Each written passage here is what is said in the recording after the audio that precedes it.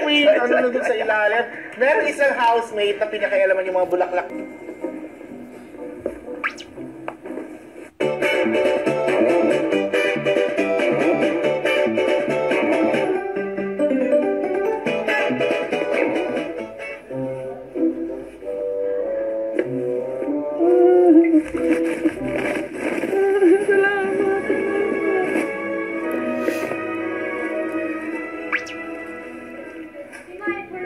Ininigawan sa... Bigay ko lang sa'yo for yun na...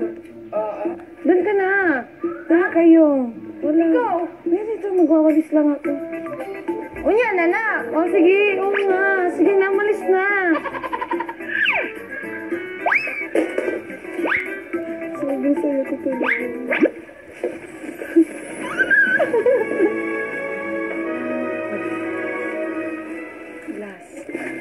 Last.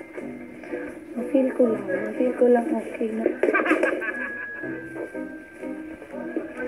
Pananalo ay Miss Philippines!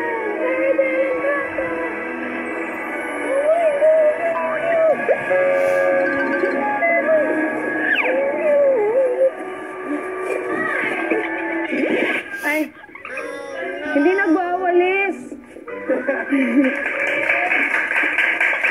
Iba talaga si Maymay. Yun ang matindi doon. Mag-isa lang pala siya doon. Paano niya naisip yung mga ganun?